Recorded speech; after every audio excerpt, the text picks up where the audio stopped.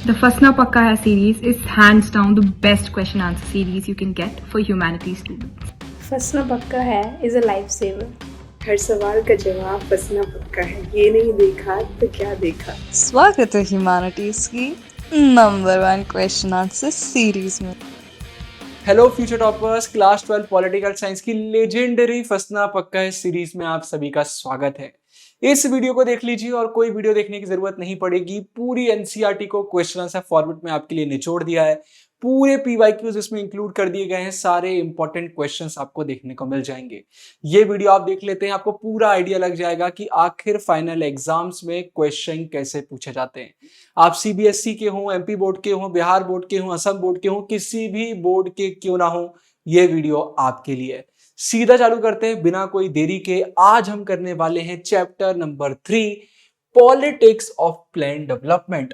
भाई, इंडिया में जो डेवलपमेंट हो रहा था उसके पीछे एक बहुत इंपॉर्टेंट प्लानिंग थी। हमें अभी अभी आजादी मिली थी, हमें नहीं पता था चीजों को कैसे करना है, इंडिया को ग्रोथ की तरफ आगे कैसे बढ़ाना है, और वही सब इस चैप्टर में हम देखने वाले हैं।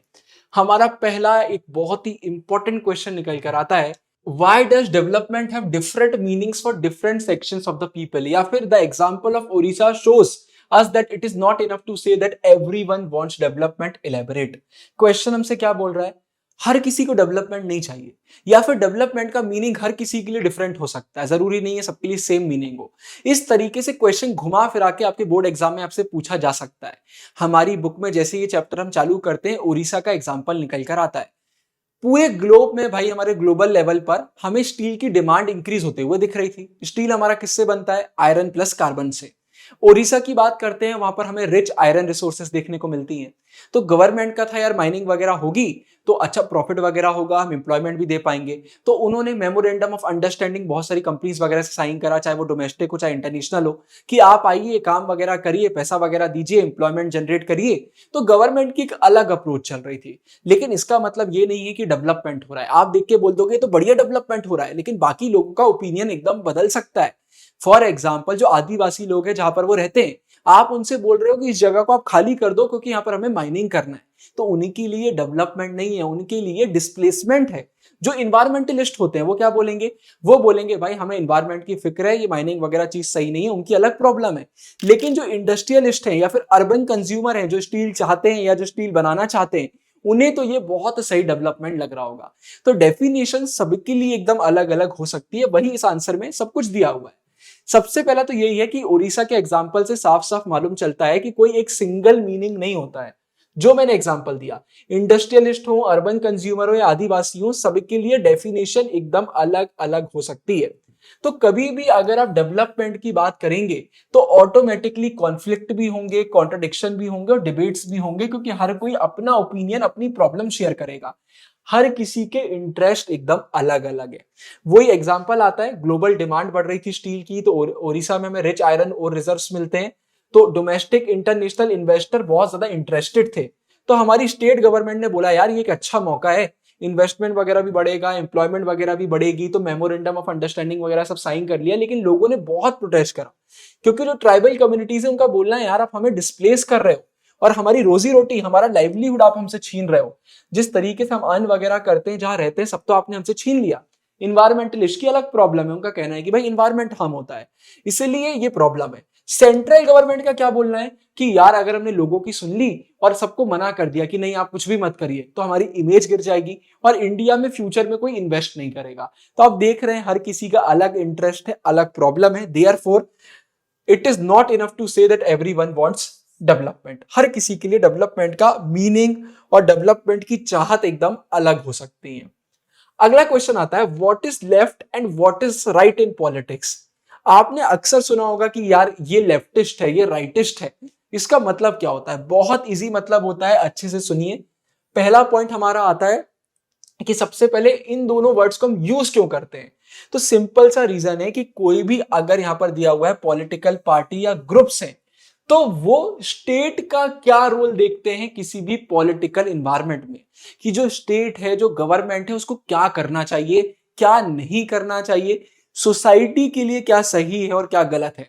तो गवर्नमेंट का जो एक फ्रेमवर्क है, जो सिस्टम है, उसको लेकर जो अलग अलग ओपिनियंस हमें देखने को मिलते हैं, अलग अलग अप्रोचेस देखने को मिलती हैं, वही हम लेफ्ट और राइट में देखते हैं। The end of bipolarity chapter में जो यूएसएसआर की आइडियोलॉजी थी वो लेफ्टिस्ट आइडियोलॉजी थी, यूएसए की हमारे राइटिस्ट आइडियोलॉजी थी। वही अभी आगे देखेंगे तो क्लियर होगा। इसको आप इतना समझ लो, एग्जाम में कोई भी कंफ्यूजन नहीं होगा। अक्सर ये 2 मार्क्स में देखने को मिलता है। लेफ्ट में वो पार्टीज, वो ग्रुप्स आते हैं जो गवर्नमेंट के रोल को प्रमोट करते हैं। उनका कहना है कि गवर्नमेंट को बहुत ज्यादा वेलफेयर का काम करना चाहिए, जो भी कंट्री की इकोनॉमी है उसे भी स्टेट मतलब गवर्नमेंट को कंट्रोल करना चाहिए। एकदम फ्री कंपटीशन की छूट नहीं देना चाहिए कि जिसको जो करना है करते रहो। गवर्नमेंट का एक बड़ा रोल होना चाहिए, स्टेट रेगुलेशन होना चाहिए। लेकिन जो राइट वाले क्या बोलते हैं, स्टेट का, गवर्नमेंट का एकदम लिमिटेड रोल होना चाहिए, मार्केट फोर्सेस का रोल ज्यादा होना चाहिए, जैसा कि कैपिटलिज्म में हमें देखने को मिलता है, सोशलिज्म के जस्ट अपोजिट। इनका कहना है गवर्नमेंट का रोल एकदम थोड़ा बहुत लॉज वगैरह इन चीजों में सीमित रहना चाहिए, अननेसेसरी इंटरवेंशन नहीं होना चाहिए इकोनॉमी में गवर्नमेंट का। इनका कहना है कि अगर हम फ्री कंपटीशन देंगे और हम मार्केट इकोनॉमी को इंकरेज करेंगे तो इन्हीं सारी चीजों से प्रोग्रेस हो जाएगा, गवर्नमेंट को बीच में टांग अड़ाने की कोई भी जरूरत नहीं है। तो एकदम डिफरेंट है। लेफ्ट बोलता है कि गवर्नमेंट का ज्यादा रोल होना चाहिए, राइट बोलता है कि कम रोल होना चाहिए, फ्री मार्केट, फ्री कंपटीशन ज्यादा होना चाहिए। अच्छा, अब इंडिया ने कौन सा मॉडल अपनाया भाई डेवलपमेंट का, जब हमें आजादी मिल गई, और क्यों अपनाया, या फिर कौन से ऐसे 2 मॉडल्स थे डेवलपमेंट के जो इंडिया के सामने थे और इंडिया ने कौन से मॉडल को अडॉप्ट करा। क्वेश्चन घुमा फिरा के आएगा, घबराना मत, आंसर आपका यही आएगा। On the eve of independence, जब इंडिया को आजादी मिली तो भाई इंडिया के पास 2 ऑप्शन थे, 2 मॉडल थे। एक तो था भाई कि जो हम मॉडर्न डेवलपमेंट करना चाहते हैं तो हम लिबरल कैपिटलिस्ट मॉडल को फॉलो कर सकते हैं।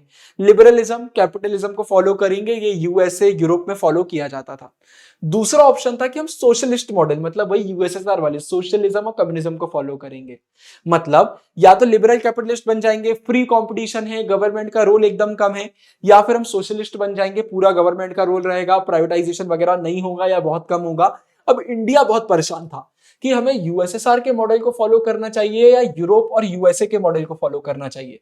मॉडर्न डेवलपमेंट में यही 2 मॉडल हमारे सामने आते हैं। छोटा सा रेड उसमें वो क्वेश्चन दिया हुआ है जो क्वेश्चन के अंदर क्वेश्चन बन जाता है कि 2 मॉडल्स कौन से थे, उनका नाम बताइए। तो इंडिया में भाई बहुत सारे लीडर्स थे, बहुत सारे ऐसे ग्रुप्स थे, जैसे कम्युनिस्ट पार्टी हो गई, सोशलिस्ट पार्टी हो गई, हमारे जवाहरलाल नेहरू जी हो गए जो कांग्रेस के अंदर थे। इनका कहना था, और भी बहुत सारे लीडर्स का कहना था कांग्रेस में, कि हमें यूएसएसआर के मॉडल को फॉलो करना चाहिए, सोशलिस्ट मॉडल को फॉलो करना चाहिए। बहुत कम ही ऐसे लीडर्स थे जो अमेरिकन स्टाइल कैपिटलिस्ट मॉडल को सपोर्ट करते थे, बाकी सब हमारे सोशलिज्म कम्युनिज्म साइड ही थोड़ा सा टिल्टेड थे। अब इंडिया ने बोला यार तो बड़ी प्रॉब्लम वाली बात है, तो हमने बोला यार कि हम किसी भी एक मॉडल को फॉलो नहीं करते हैं, हम दोनों की अच्छाइयों को अपना लेते हैं। और इसलिए इंडिया ने मिक्स्ड इकोनॉमी अपनाई। याद रखना, एग्जाम में लिखना पड़ेगा, मिक्स्ड इकोनॉमी। दोनों कैपिटलिज्म और सोशलिज्म के अच्छे अच्छे फीचर्स को हमने कंबाइन करा और हमने मिक्स्ड इकोनॉमी को अपना लिया।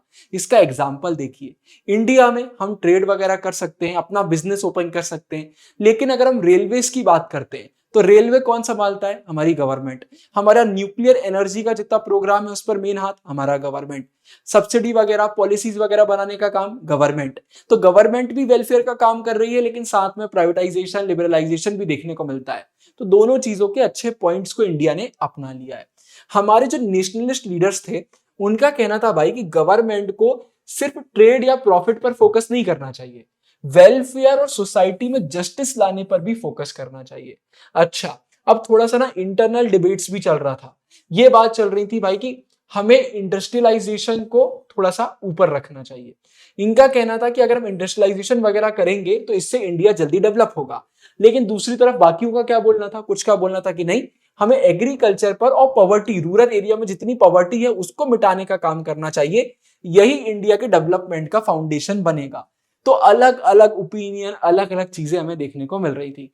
वीडियो अभी तक देख रहे हैं तो प्लीज कमेंट में लिख दीजिए प्रीमियम वीडियो, और वीडियो को लाइक कर दीजिए। इसी बहाने एल्गोरिदम यूट्यूब की इस वीडियो को पुश करेगी, वीडियो रैंक करेगी। आपके सपोर्ट की हमें बहुत जरूरत है। अगला क्वेश्चन निकल कर आता है, ये 2024 में भी पूछा गया है। अभी जितने क्वेश्चन ये सारे कभी ना कभी बोर्ड एग्जाम में आए हैं। रिसेंट वाले में हम ईयर भी मेंशन कर देते हैं जिससे आपको पता रहे कि अभी अभी आए हुए हैं। कोई 2 फैक्टर्स हाईलाइट करिए जिन्होंने कंट्रीब्यूट करा, जिसके बाद हमारा इंडिया में ये प्लान डेवलपमेंट वाली बातें हम करने लग गए। सब बोलने लग गए कि हमें प्लानिंग के साथ डेवलपमेंट करना चाहिए, लेकिन ऐसा क्यों हुआ वो पूछा जा रहा है। तो सबसे पहले याद रखिए, जब इंडिया को आजादी मिली ना, उसके बाद ऑलमोस्ट हर कोई अग्री कर रहा था कि हमारे इंडिया का जो डेवलपमेंट होगा उसमें हमें इकोनॉमिक ग्रोथ तो करना ही करना है, लेकिन साथ में हमें सोशल और इकोनॉमिक जस्टिस भी लेकर आना है। इक्वालिटी प्रमोट करना है, डिस्क्रिमिनेशन मिटाना है, सबको इक्वल अपॉर्चुनिटीज प्रोवाइड करना है। बहुत सारे डिफरेंसेस थे, लेकिन उसके बाद भी यार एक ऐसा पॉइंट था जहां पर सब अग्री कर रहे थे कि डेवलपमेंट का काम हम प्राइवेट एक्टर्स पर नहीं छोड़ सकते। ऐसा नहीं है कि जो प्राइवेट कंपनीज हैं, प्राइवेट फर्म्स हैं, हमने उनको बोल दिया कि आप अपने हिसाब से देख लो। गवर्नमेंट का एक रोल होना बहुत बहुत जरूरी था। हमें गवर्नमेंट को कुछ ऐसा करना था, एक प्लान या एक डिजाइन बनाना था जिससे इंडिया का डेवलपमेंट हो सके। ये काम गवर्नमेंट के अलावा और कोई नहीं कर सकता था, इस पर सब अग्री कर रहे थे। ठीक है, इसी के बाद ना फिर हमारे यहाँ प्लान डेवलपमेंट की बात होने लग गई। अब कुछ चीजें और हुई, जैसे यहाँ पे दिया हुआ है कि जो ये प्लानिंग वगैरह का आइडिया है कि अगर आपको किसी भी इकोनॉमी को रीबिल्ड करना है, रीबिल्ड क्यों बोल रहे हैं, कोलोनियलिज्म में जब ब्रिटिश इंडिया में थे उन्होंने पूरा बर्बाद कर दिया था, तो हमें फिर से बिल्ड करना है। तो हर कहीं पूरी दुनिया भर में ना ये एक नई चीज आ गई थी कि अगर आप इकोनॉमी को रीबिल्ड करना चाहते हैं तो आपको प्लानिंग वगैरह करना चाहिए।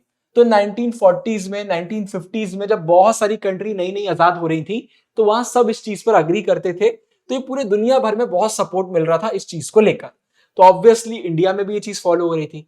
साथ में कुछ एक्सपीरियंसेस थे हमारे जो हमको फोर्स कर रहे थे कि हमें प्लान डेवलपमेंट करना चाहिए। पहला, ग्रेट डिप्रेशन इन यूरोप। इसकी शुरुआत होती है यूएसए से। यूएसए में स्टॉक मार्केट क्रैश आ गया था। उसके बाद वो बढ़ते बढ़ते जो भी डायरेक्ट लिंक था यूरोप और यूएसए का, उस चक्कर में यूरोप की इकोनॉमी पूरी बर्बाद हो गई थी। इन्होंने लोन वगैरह लेके रखा हुआ था, यूएसए में बहुत हलचल मची हुई थी, तो बहुत प्रॉब्लम इनको आ गई थी। तो ये बिल्कुल डिप्रेशन का पीरियड था, इसलिए डिप्रेशन का वर्ड यहां पर यूज कर दिया गया है, ग्रेट डिप्रेशन इन यूरोप। इसके बाद जापान और जर्मनी का inter war reconstruction. World war 1 हुआ, फिर वर्ल्ड वॉर 2 हुआ, तो इसलिए यहां पर इंटर वॉर की बात करी गई। इसके बीच का जो पीरियड है, यहां पर जब भी वॉर होती है ना, हालत पतली होती है। तो जापान की बात कर लो, जर्मनी की बात कर लो, वर्ल्ड वॉर 1 के बाद इनकी हालत भी बहुत गई गुजरी थी। तो इन लोगों को भी धीरे धीरे खुद को वापस आगे बढ़ाना था। उसके बाद वर्ल्ड वॉर 2 आ गई, तो ये सब भी हमने देखा हुआ था। तो सबका ये कहना था भाई कि हमें इन सब चीजों से बचना है, तो सही से डेवलपमेंट करना होगा। फिर इन सब के ऊपर सबसे बड़ा एग्जाम्पल आता है यूएसएसआर का। हमने इसके बारे में पढ़ा हुआ है कि यूएसएसआर में बहुत सारी प्रॉब्लम्स थी, लेकिन उसके बाद भी 1930s और 1940s में इनकी इकोनॉमिक ग्रोथ बहुत ज्यादा हो रही थी। डिसइंटीग्रेशन तो बहुत बाद में हुआ, इस समय तो ये यूएसए को टक्कर दे रहे थे। इन लोग क्या फॉलो करते थे, कंप्लीटली प्लान्ड इकोनॉमी होती थी इनकी, क्योंकि इन लोग सोशलिज्म कम्युनिज्म फॉलो करते थे, तो गवर्नमेंट का ही पूरा रोल होता था। तो इनसे भी हम बहुत इन्फ्लुएंस थे, और इसलिए इंडिया में ये हमारी प्लानिंग वगैरह की हम बात बहुत अच्छे से कर रहे थे। इसलिए जो हमारे इंडिया में प्लानिंग कमीशन आई, ये प्लानिंग कमीशन कोई जादू नहीं हो गया था कि एकदम से नया इन्वेंशन हो गया है। हम बहुत पहले से इसके बारे में सोच रहे थे, और बहुत ही इंटरेस्टिंग इसकी हिस्ट्री रही है। अब वो हिस्ट्री क्या है, ये क्वेश्चन खुद 2 मार्क्स में बन के आ जाता है। 1944 में ना एक बहुत ही शानदार चीज हुई। इंडिया के जितने भी बड़े बड़े इंडस्ट्रियलिस्ट थे, इसमें आप टाटा, बिरला, इन सबको ऐड कर सकते हैं, ये सब साथ में आए और इन्होंने एक जॉइंट प्रपोजल बनाया, वही यहां पर दिया हुआ है। इन्होंने बोला कि इंडिया में हमें प्लान्ड इकोनॉमी फॉलो करना चाहिए, और इसमें सबसे बड़ा रोल किसका होना चाहिए, गवर्नमेंट का रोल होना चाहिए। बड़े बड़े इंडस्ट्रियलिस्ट जो खुद कैपिटलिज्म में घुसे हुए हैं, उन्होंने बोला कि गवर्नमेंट का बड़ा रोल होना चाहिए और हमें इंडिया को प्लान्ड तरीके से आगे बढ़ाना चाहिए। आप सोच लीजिए कि इंडिया में जो पहले लोग थे वो कितने महान थे। ये काम हुआ, और इसी को हम बोलते हैं बॉम्बे प्लान। क्वेश्चन अगर आ जाता है 2 मार्क्स में, तो आपको लिखना पड़ेगा कि भाई बहुत ही इंटरेस्टिंग हिस्ट्री रही है। बिग इंडस्ट्रियलिस्ट का एक सेक्शन था, 1944 में वो साथ में आया। उन्होंने जॉइंट प्रपोजल ड्राफ्ट किया कि हमें प्लान्ड इकोनॉमी कंट्री में फॉलो करना चाहिए। बॉम्बे प्लान में यही बोला गया था कि स्टेट को मेजर इनिशिएटिव्स लेना चाहिए, ठीक है, चाहे वो इंडस्ट्रियल हो या फिर इकोनॉमिक इन्वेस्टमेंट हो। सबसे बड़ा रोल किसका होना चाहिए, हमारे स्टेट का होना चाहिए। तो लेफ्ट से लेकर राइट तक डेवलपमेंट के लिए एक ही चीज सामने निकल कर आ रही थी, और वो था प्लानिंग। प्लानिंग करोगे तो डेवलपमेंट होगा, नहीं करोगे तो नहीं होगा। अगला क्वेश्चन आता है कि प्लानिंग कमीशन क्या था, कब सेटअप करा गया, क्यों करा गया। ये क्वेश्चन भी एग्जाम में कई बार पूछा जाता है। तो देखिए भाई, प्लानिंग कमीशन को सेटअप किया गया मार्च 1950 में। एक बहुत सिंपल भाई गवर्नमेंट का प्रोसेस था, उन्होंने बोला एक नॉर्मल तरीके से इसको हम बनाते हैं। इसका काम था एडवाइजरी रोल, एडवाइस करना। ये कोई डिसीजन नहीं लेता था, ये एडवाइस करता था। इनके एडवाइस जो भी इन्होंने रिकमेंडेशन वगैरह एडवाइस करी हैं वो तभी इफेक्टिव होती थी जब यूनियन कैबिनेट उसे अप्रूव करता था। तो सिर्फ एडवाइजरी रोल था, ऐसा नहीं है कि इन्होंने जो बोल दिया वही होगा होगा, अगर गवर्नमेंट को सही लगता है तो होगा, नहीं होगा तो नहीं होगा। बहुत सारे डिफरेंसेस थे, ये हमने पहले ही कवर कर लिया, इसे जल्दी से बताऊंगा। सब एक पॉइंट पे अग्री कर रहे थे कि गवर्नमेंट का रोल बहुत बड़ा होना चाहिए, है ना। इसी चीज को आगे बढ़ाते हुए ये हमारा प्लान डेवलपमेंट के बाद हमारा ये great depression of Europe interwar वाला एग्जांपल आप मेंशन करेंगे। ये हमने पुराने आंसर में कवर करा है, लेकिन ये क्वेश्चन आता है तो उसमें भी ये चीज आपको कवर करना पड़ेगी। फिर इसके बाद अगर क्वेश्चन ज्यादा मार्क्स के लिए आता है तो आप बॉम्बे प्लान वाला पॉइंट भी कवर करेंगे। ये हम कवर क्यों कर रहे हैं? क्योंकि भाई हमें बताना पड़ेगा कि हमने प्लानिंग कमीशन क्यों बनाई, बैकग्राउंड क्या था। तो बैकग्राउंड में बॉम्बे प्लान, उससे पहले वाले पॉइंट आपको कवर करना पड़ेंगे। अब वापस से प्लानिंग कमीशन में आते हैं तो इंडिपेंडेंट के बाद थोड़े समय बाद ही हमारी प्लानिंग कमीशन भाई आ गई थी, इफेक्ट में आ गई थी। और इसके बाद हमारे प्राइम मिनिस्टर ही इसके चेयरपर्सन होते थे। याद रखना, ये एमसीक्यू में आ सकता है, ठीक है। Came into being and the prime minister was it's chairperson. बहुत ही इंफ्लुएंशियल थी, सेंट्रल मशीनरी थी, एकदम पूरे इंडिया के लिए काम करना है, गवर्नमेंट को एडवाइस करना है कि हमारे इंडिया का डेवलपमेंट आगे कैसे बढ़ेगा। तो इसका एक बहुत बड़ा रोल रहता था। लेकिन बाद में यार इसको रिप्लेस कर दिया गया। आपने नीति आयोग का नाम सुना होगा। गवर्नमेंट ऑफ इंडिया ने प्लानिंग कमीशन को रिप्लेस करा। किसने रिप्लेस करा? नीति आयोग ने, national institution for transforming India. India का कहना था कि भाई ये प्लानिंग कमीशन का कोई रोल नहीं रहा है, इनफेक्टिव हो गया है, तो इसको रिप्लेस करने का समय आ गया है। तो ये नीति आयोग कब भाई एग्जिस्टेंस में आया? 1 जनवरी 2015 में। ये भी अपने आप में क्वेश्चन बन जाता है कि नीति आयोग कब बना और इसने किसको रिप्लेस करा। 2 मार्क्स में क्वेश्चन आ जाता है। अब एक और क्वेश्चन आता है, state any 2 main functions of the NITI Aayog. देखो ये नीति आयोग ना एडिट टॉपिक्स में, ये हमारी एनसीईआरटी में नहीं है। अगर आप सीबीएसई के स्टूडेंट हैं तो साफ साफ मेंशन्ड है कि एडिट टॉपिक बोर्ड एग्जाम में नहीं आएंगे। लेकिन बोर्ड एग्जाम का कोई भरोसा नहीं होता है। ये क्वेश्चन रिपीट हुआ है मल्टीपल टाइम्स, इसलिए मैंने ऐड कर दिया। एक क्वेश्चन एक्स्ट्रा कर लेंगे तो कुछ बिगड़ नहीं जाएगा। या ये क्वेश्चन आ सकता है कि नीति आयोग क्यों बनाया गया, कुछ भी क्वेश्चन आ सकता है। तो इसको समझने की कोशिश करिए। भाई अब ग्लोबलाइजेशन आ चुका है, समय एकदम बदल गया है। 21st सेंचुरी में अब जो प्लानिंग कमीशन था ना वो सही से काम नहीं कर पा रहा था, इनइफेक्टिव है, इररिलेवेंट है, अब काम नहीं हो रहा है। आज के समय में बहुत नए नए चैलेंजेस आ गए हैं डेवलपमेंट के लिए। उन चैलेंजेस से डील करने के लिए हमें लगा कि अब हमें कुछ चेंजेस करने की जरूरत है। तो 15 अगस्त 2014 मतलब हमारे इंडिपेंडेंस डे के दिन हमारे प्राइम मिनिस्टर मोदी जी ने स्पीच में कहा कि अब हम प्लानिंग कमीशन को अबॉलिश करने वाले। इसके बदले हमने क्या बनाया? इसके बदले हमने बनाया नीति आयोग। और इसने 1 जनवरी 2015 में प्लानिंग कमीशन को टाटा बाय बाय बोल दिया, रिप्लेस कर दिया। ऑब्जेक्टिव क्या है कि जो हमारी मेन सेंट्रल यूनियन गवर्नमेंट है उन्हें प्रोवाइड करना है नेसेसरी और टेक्निकल एडवाइस कि इंडिया में हम कैसे क्या काम कर सकते हैं। चाहे सेंट्रल लेवल हो, स्टेट लेवल हो, हमें गवर्नमेंट को गाइड करना है, बहुत अच्छे से चीजों को बताना है। ये एमसीक्यू में क्वेश्चन आ सकता है कि इंडिया के जो प्राइम मिनिस्टर रहते हैं वो नीति आयोग के एक्स ऑफिशियो चेयरमैन रहते हैं और वाइस चेयरपर्सन को भी यही अपॉइंट करते हैं। एमसीक्यू में क्वेश्चन आ जाता है। नीति आयोग क्या है, ये क्वेश्चन भी एमसीक्यू में आ जाता है। नीति आयोग यूनियन गवर्नमेंट का थिंक टैंक है। सोचने का काम हमारा नीति आयोग करता है। ये बॉटम अप अप्रोच अपनाता है जिससे इंडिया में हमें कोऑपरेटिव फेडरलिज्म की स्पिरिट देखने को मिलती है। इसका मतलब क्या होता है? बॉटम अप्रोच मतलब क्या? इंडिविजुअल लेवल से चालू करेगा कि एक इंसान की भलाई कैसे हो सकती है, एक विलेज की भलाई कैसे हो सकती है, एक विलेज के ग्रुप की कैसे हो सकती है। फिर डिस्ट्रिक्ट लेवल पर आ गए, स्टेट लेवल पर आ गए, सेंट्रल लेवल पर आ गए। तो इंडिया में हम 3 टियर सिस्टम फॉलो करते हैं ना। आपने देखा होगा सेंट्रल गवर्नमेंट, स्टेट गवर्नमेंट, फिर हमारा पंचायती सिस्टम आता है। तो सबको साथ में लेकर हमारे पंचायती राज सिस्टम को, स्टेट को, सेंट्रल को लेकर चलता है। तो ये नीचे से ऊपर का सोचता है, इसलिए बॉटम अप अप्रोच। इसलिए इंडिया में जो फेडरलिज्म है, हमें सेंट्रल स्टेट लेवल पे चीजें देखने को मिलती हैं, वहां पर भी फायदा होता है और पूरे स्टेट्स सही से इसमें पार्टिसिपेट कर पाते हैं। तो नीति आयोग का अगर क्वेश्चन आ जाए तो ये आप लिख दीजिएगा। प्लानिंग कमीशन ने, और आज के समय चलिए नीति आयोग की बात कर लेते हैं, तो नए इंडिया को बनाने के लिए कौन से अर्ली इनिशिएटिव्स लिए थे, पहले क्या इनिशिएटिव लिए थे, चलिए इसकी बात करते हैं। जो ये 5 ईयर प्लान आपने सुना होगा ना, 5 साल का प्लान बनता है इंडिया में, ये हम इंस्पायर हुए थे यूएसएसआर से। वहां पर हमें ये चीज देखने को मिलती थी। इसके पीछे सिंपल, बहुत सिंपल सा आइडिया था कि अगर इंडिया की गवर्नमेंट कुछ ऐसा कर लेगी जिससे हमें आइडिया लग जाएगा कि आने वाले 5 सालों में हमारी इनकम कहां से आएगी, हम कहां एक्सपेंडिचर वगैरह करेंगे, तो हम सही तरीके से काम कर पाएंगे। तो यही सिंपल आइडिया था कि गवर्नमेंट ऑफ इंडिया एक डॉक्यूमेंट प्रिपेयर करती है जहां पर पूरा प्लान लिखा रहता है इनकम एक्सपेंडिचर का आने वाले 5 सालों के लिए।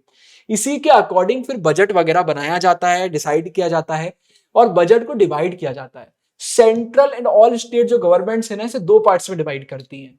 Non plan budget, non plan budget मतलब क्या होता है, जैसे यहां पर दिया हुआ है ईयरली बेसिस पे रूटीन आइटम्स पर। रूटीन आइटम मतलब क्या होता है, रूटीन आइटम मतलब जो सालाना खर्चे होते ही होते हैं, लोगों की सैलरी देना, सब्सिडी प्रोवाइड करना, पेंशन प्रोवाइड करना, ये सारी चीजें हमारे रूटीन आइटम्स में आ जाती है। तो एक प्लानिंग तो ये होती है कि सालाना क्या खर्चा होगा, लेकिन नॉन प्लान के बाद हमारा एक और आता है, वो है प्लान बजट। प्लान बजट में हम बात करते हैं पूरे 5 सालों की, कि 5 सालों में कहां कहां से कैसा कैसा क्या होने वाला है। तो गवर्नमेंट 5 सालों के लिए बहुत क्लियरली सोच पाती है। 5 साल प्लान का यही हमें एडवांटेज देखने को मिलता है कि गवर्नमेंट को ये परमिट करता है कि हम एक लार्जर पिक्चर पर फोकस कर पाए कि आज से 5 साल बाद इंडिया हमारा कैसा दिखेगा, और हम लॉन्ग टर्म इन्वेस्टमेंट वगैरह भी कर पाते हैं अपनी इकोनॉमी में। The draft of the first 5 year plan and then the actual plan document, ये कब रिलीज हुआ, दिसंबर 1951।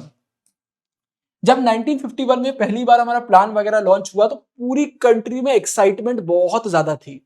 हर तरफ से अलग अलग लोग, चाहे वो एकेडमिक्स के हो, जर्नलिस्ट हो, गवर्नमेंट में काम करते हो, प्राइवेट सेक्टर में काम करते हो, इंडस्ट्रियलिस्ट, फार्मर, पॉलिटिशियंस, सबके अंदर बहुत जोश था। उन्होंने डिस्कशन करा, डिबेट करा कि डॉक्यूमेंट आ गया है, इंडिया में आगे आने वाले 5 सालों में ऐसा ऐसा होगा, उसके बाद नए नए 5 ईयर प्लान आते रहेंगे।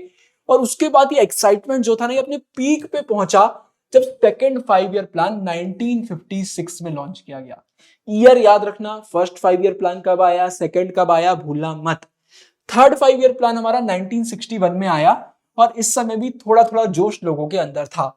जो फोर्थ हमारा प्लान था वो ड्यू था कि 1966 में उसको स्टार्ट करना है, लेकिन ये समय आते थे पहली चीज तो भाई नोवेल्टी ऑफ प्लानिंग डिक्लाइन हो गई। मतलब हम कोई इनोवेशन नहीं कर पा रहे थे, कुछ नया नहीं कर पा रहे थे, वही पुरानी बेढंगी चाल हमारी चल रही थी। साथ में इंडिया में हमें एक्यूट इकोनॉमिक क्राइसिस देखने को मिल रहे थे। इंडिया में इकोनॉमिक स्टेबिलिटी नहीं थी इस टाइम पर। तो इस समय हमने बोला भाई हम 5 ईयर प्लान्स वगैरह तो नहीं कर पाएंगे। तो हमारी गवर्नमेंट ने क्या किया, गवर्नमेंट ने किया प्लान हॉलीडे। ये क्वेश्चन भी 2 मार्क्स में आ जाता है कि what do you mean by plan holiday. बहुत सिंपल है, मैंने लाइव क्लासेस में भी बताया है, एक्सप्लेनेशन वीडियो में भी बताया है, रैपिड रिवीजन में भी बताया है। आप कमेंट में बताओ क्या है प्लान हॉलीडे। नहीं बता पाओगे तो मैं आपको कमेंट में पिंग करके आंसर कर दूंगा, मुझे पता है बट आप बता दोगे। अब देखते हैं फर्स्ट 5 ईयर प्लान के क्या फीचर्स थे। ये क्वेश्चन भी आ जाता है, ज्यादातर 2 में 4 में हमें देखने को मिल जाता है। अगर इस चैप्टर से किसी क्वेश्चन की सबसे ज्यादा आने की चांस है तो वो यही है कि फर्स्ट और सेकंड 5 ईयर प्लान के बारे में बताइए या दोनों के बीच के डिफरेंसेस बताइए, यही क्वेश्चन आता है। तो फर्स्ट 5 ईयर प्लान 1951 से लेकर 56, इसने भाई कंट्री की इकोनॉमी को चेंज करने की कोशिश करी। इसका मेन पॉइंट था कि हमें पॉवर्टी के साइकिल से इंडिया को बाहर निकालना है। इसके पीछे जो मेन नेम निकल कर आता है, याद रखिएगा, के.एन. राज एक यंग इकोनॉमिस्ट थे और ये इन्वॉल्व थे भाई ड्राफ्टिंग वगैरह में इस प्लान के। मतलब आप इसके पीछे जो लीड किसकी थी, के.एन. राज की थी। दूसरे में किसकी लीड थी, उसके लीडर कौन थे सेकंड 5 ईयर प्लान के, पीसी महालनोबिस, आगे नाम आएगा। तो के.एन. राज और पीसी महालनोबिस। अच्छा, तो इन्होंने, के.एन. राज ने क्या बोला भाई, इन्होंने बोला कि इंडिया को हेस्टन स्लोली, इसका मतलब क्या होता है, एकदम हड़बड़ा के काम नहीं करना चाहिए, धीरे धीरे अपनी स्पीड बढ़ाना चाहिए। पहले थोड़ा थोड़ा, फिर थोड़ा थोड़ा थोड़ा थोड़ा। इनका कहना था कि अगर हम स्टार्टिंग के 2 डिकेड्स मतलब फर्स्ट 20 ईयर्स में बहुत तेजी से डेवलपमेंट करेंगे ना, तो शायद इंडिया में जो डेमोक्रेसी है वो खतरे में आ सकती है। एकदम करेंगे बहुत दिक्कतें आएंगी, लोगों को पसंद नहीं आएगा, इसको मत करिए। तो जो फर्स्ट 5 ईयर हमारा प्लान था, इसने मेनली एग्रेरियन सेक्टर को फोकस में रखा, क्योंकि इंडिया हमारा एग्रीकल्चर पर ही डिपेंडेंट है। हमने बहुत बार इसको पढ़ा हुआ, पहले मेजॉरिटी लोग हमारे प्राइमरी सेक्टर में ही जुड़े हुए थे। इनफैक्ट आज भी ज्यादातर लोग हमें हमारे प्राइवेट सेक्टर में ही देखने को मिलते हैं, और उस समय तो ये नंबर बहुत ज्यादा था। तो इन्होंने बोला हम डैम्स में, इरिगेशन में इन्वेस्ट करेंगे। हमारा जो एग्रीकल्चरल सेक्टर था ना इंडिया का, वो पार्टीशन के समय बहुत ज्यादा हिट हुआ था, क्योंकि बहुत सारा एरिया पाकिस्तान में भी चला गया था। तो हमने बोला भाई हमें इसमें अर्जेंट अटेंशन देना है, तो बहुत सारा इन्वेस्टमेंट हमने करा लार्ज स्केल प्रोजेक्ट्स में। जैसे एग्जाम्पल क्या निकल कर आता है, भाखरा नंगल डैम। मतलब कुल मिला के इंडिया में एग्रीकल्चर इंप्रूव करना है, इरिगेशन डैम्स वगैरह हमें लेकर आना है, इस पर पूरा फोकस किया जा रहा था। अच्छा, इस प्लान में एक और बात थी कि हमें लैंड डिस्ट्रीब्यूशन सही से करना है। उनका कहना था प्रिंसिपल ऑब्स्टिकल, मतलब सबसे मेन प्रॉब्लम अगर कोई एग्रीकल्चरल ग्रोथ में आ रही है तो वो लैंड डिस्ट्रीब्यूशन ही है।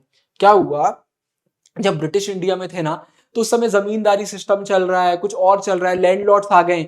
उन लोग डायरेक्टली खेती से कनेक्टेड भी नहीं है, लेकिन उनके पास बहुत लैंड होता था। तो आजादी के बाद हमने लैंड सीलिंग करी कि आप इससे ज्यादा लैंड होल्ड नहीं कर सकते। साथ में बहुत सारा लैंड ना टुकड़ों टुकड़ों में टूटा हुआ था, मतलब उतने से लैंड का कुछ हो भी नहीं सकता। तो उनको एक किया, उन लोगों को प्रोवाइड करा जिनके पास लैंड ही नहीं है। तो रीडिस्ट्रीब्यूशन करना इस समय बहुत जरूरी था, बस उसी की बात यहाँ पे की गई है। सीधे सीधे बोला गया था कि लैंड डिस्ट्रीब्यूशन का जो पैटर्न इंडिया में यही खराब है, तो लैंड रिफॉर्म करना बहुत जरूरी है। इसी के बाद यहाँ पर अगला आता है कि इसमें बोला इन्होंने कि इंडिया में ना हमें नेशनल इनकम भी इंक्रीज करना है। अब नेशनल इनकम आप कैसे इंक्रीज करते हो, इकोनॉमिक्स वाले बच्चों को पता होगा कि अगर लोग खर्चा ज्यादा कर रहे हैं और उनकी सेविंग कम है तो इंक्रीज नहीं होने वाला। आपको लोगों का खर्चा कम करना पड़ेगा, उनकी सेविंग बढ़ाना पड़ेगा। लेकिन इंडिया के साथ एक प्रॉब्लम थी, इंडिया में लोग पहले ही बहुत कम खर्चा कर रहे थे, है ना। 1950s की बात करते हैं तो इसको और कम नहीं करा जा सकता था। तो आप लोगों का खर्चा तो कम नहीं कर सकते, तो आपको क्या करना है, लोगों की सेविंग बढ़ाना है। और कोई तरीका नहीं है आपके पास, उनकी सेविंग बढ़ना चाहिए कि भाई सेविंग्स वगैरह आगे बढ़ाएंगे तो ही चीजें सही होंगी। लेकिन इसमें भी ना एक बहुत सीरियस प्रॉब्लम थी, इंडिया के पास इतना कैपिटल स्टॉक ही नहीं था। मतलब फैक्ट्रीज, इंडस्ट्रीज, मशीनरी, टूल्स, कोई भी ऐसा एसेट हो सकता है, सारी चीजें नहीं थी हमारे पास। मतलब बहुत सारे लोग हैं जो काम करना चाहते हैं, एम्प्लॉयबल हैं, लेकिन हमारे पास कैपिटल स्टॉक की कमी है। तो इतने सारे लोगों को हम कैसे अपॉर्चुनिटी प्रोवाइड करेंगे। लेकिन इसका ये मतलब नहीं है कि सेविंग्स वगैरह इंक्रीज नहीं हुई। जो हमारा पहला फेज था प्लान डेवलपमेंट का, मतलब जैसे साफ साफ यहाँ पे दिया हुआ है कि until the end of third 5 year plan, मतलब थर्ड 5 ईयर प्लान के एंड होते होते सेविंग्स वगैरह लोगों की इंक्रीज हुई। लेकिन बाद में अर्ली 1960s से लेकर 1970s तक फिर कंसिस्टेंटली सेविंग लोगों की ड्रॉप होने लग गई, बहुत प्रॉब्लम्स आने लग गई थी। आगे वाले चैप्टर्स में हम देखेंगे कि इस समय क्या क्या प्रॉब्लम्स आ रही थी। तो थोड़ा बहुत हम इंक्रीज कर पाए, लेकिन बहुत ज्यादा प्रोग्रेस तो नहीं कर पाए। अगला क्वेश्चन आता है, सेकंड 5 ईयर के मेन आर्किटेक्ट कौन थे, या फिर सेकंड 5 ईयर प्लान के बारे में बताइए, फीचर्स बताइए, कोई भी क्वेश्चन आ सकता है। तो जहां पहले 5 ईयर प्लान में हमने एग्रीकल्चर की बात करी थी, सेकंड उसमें हमने हैवी इंडस्ट्रीज पर फोकस करा। ये बहुत शानदार प्लानर्स थे, इकोनॉमिस्ट थे, उनकी टीम ने बनाया था। किसकी लीडरशिप में, पहले भी नाम मैंने आपको बताया, पीसी महालेनोबिस।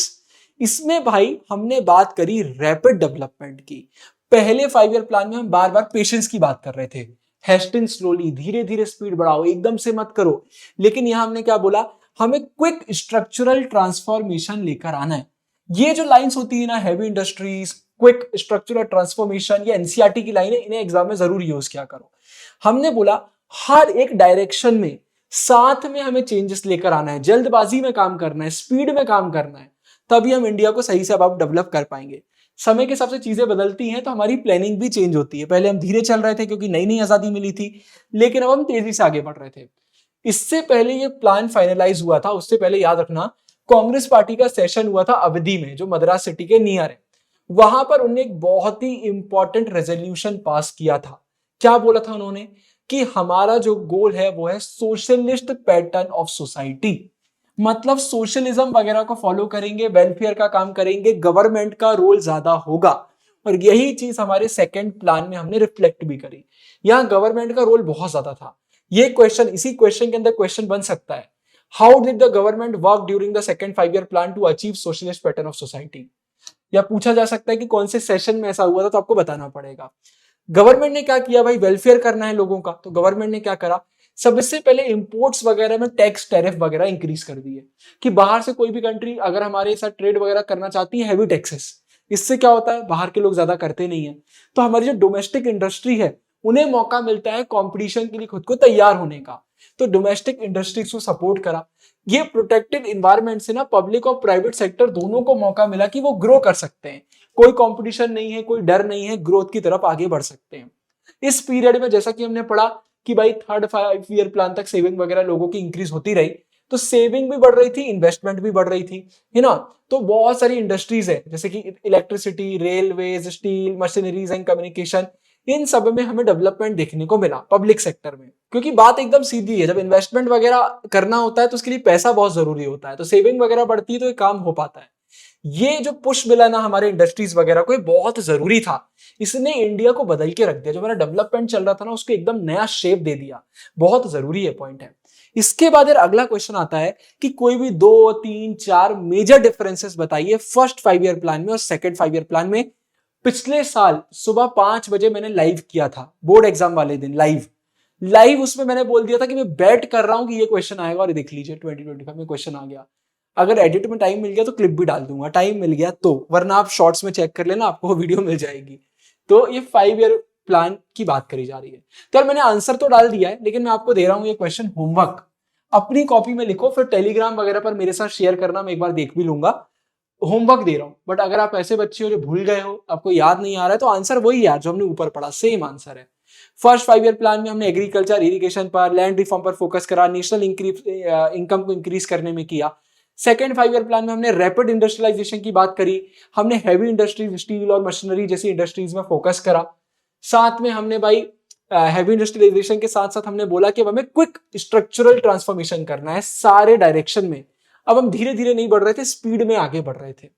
इसके बाद अगला क्वेश्चन आता है, explain the problems in the second 5 year plan. Second 5 year plan में क्या प्रॉब्लम्स थी वो बताइए। तो देखिए भाई, इंडिया के पास ना आजादी के बाद टेक्नोलॉजी वगैरह थी बहुत कम, ज्यादा टेक्नोलॉजी नहीं थी। तो हमारा जितना भी फॉरेन एक्सचेंज था, जो फॉरेन करेंसीज वगैरह थी, वो हमें खर्च करना पड़ गई, क्योंकि हमें ग्लोबल मार्केट से टेक्नोलॉजी खरीदना पड़ रही थी। ठीक है, अब यहां पर दिया हुआ है, इसके अलावा भी हमारी जो इंडस्ट्रीज थी ना, उनमें बहुत इन्वेस्टमेंट किया गया सेकेंड 5 ईयर प्लान में। एग्रीकल्चर पर इतना ध्यान नहीं दिया गया जितना इंडस्ट्रीज वगैरह पर दिया गया। इससे ये हुआ कि खतरा बन गया कि कहीं खाने पीने का शॉर्टेज ना हो जाए, क्योंकि आप एग्रीकल्चर पर उतना फोकस नहीं कर रहे हो जितना आपने फर्स्ट 5 ईयर प्लान में किया था। इंडिया के जो प्लानर्स थे उन्हें बहुत दिक्कत हो रही थी इंडस्ट्री और एग्रीकल्चर को साथ में बैलेंस करने में। थर्ड 5 ईयर जो प्लान आया ना, वो भी सेकेंड 5 ईयर प्लान से बहुत सिमिलर था। इसमें भी इंडस्ट्रीज वगैरह में ज्यादा फोकस किया जा रहा था। तो जो क्रिटिक्स है, जो लोग मतलब कमियां निकालने का काम करते हैं, उन्होंने इस प्लान को क्या बोला, हम सेकेंड 5 ईयर प्लान की बात कर रहे हैं, अर्बन बायस। आप अर्बन उस पर ज्यादा देख रहे हो, रूरल एरियाज पर फोकस नहीं कर रहे। आप इंडस्ट्री वगैरह के बारे में ज्यादा सोच रहे हो, आप एग्रीकल्चर के बारे में नहीं सोच रहे। देश के लिए चीज सही नहीं है, उनका कहना है बिल्कुल चीज सही नहीं है। बहुत सारे लोगों का बोलना था कि आप ये गलत प्रायोरिटी दे रहे हो, इंडस्ट्री को कभी भी इंडिया में एग्रीकल्चर से ज्यादा प्रायोरिटी नहीं देना चाहिए। कुछ ये थे, उनका बोलना था कि ठीक है, अगर आप इंडस्ट्री पर फोकस भी कर रहे हो ना, तो एग्रीकल्चर रिलेटेड इंडस्ट्रीज पर फोकस करो। ये स्टील वगैरह हैवी इंडस्ट्री पर फोकस मत करो, उन पर करो जो एग्रीकल्चर से रिलेटेड है। मतलब एग्रीकल्चर को एकदम साइड में मत करो, एग्रीकल्चर इंडिया के लिए बहुत इंपॉर्टेंट है। और बस इसी के साथ ये छोटा सा प्यारा चैप्टर हमारा कंप्लीट हो जाता है। अगर बाजू में आप एनसीईआरटी खोल के बैठे होंगे तो आपने नोटिस करा होगा पूरे चैप्टर का ही आपका रिवीजन हो गया है। ये क्वेश्चन आप कर लीजिए, फंसना पक्का है। डिस्क्रिप्शन चेक कर लीजिएगा, बहुत ही शानदार प्रीमियम नोट्स आपको मिल जाएंगे। प्रीमियम नोट्स के साथ आपको हमारे लाइव लेक्चर, सीयूटी के batches, copy checking, sample paper, सारी चीजें आपको हमारी वेबसाइट एप्लीकेशन पर मिल जाएंगी। व्हाट्सएप पर मैसेज कर सकते हैं अगर कोई भी डाउट आपको है तो। इस वीडियो के लिए इतना ही, डिस्क्रिप्शन जरूर से चेक करिएगा। ढेर सारा प्यार। साइनिंग ऑफ, गुरु भैया। फ्यूचर टॉपर्स से आप याद रखिएगा।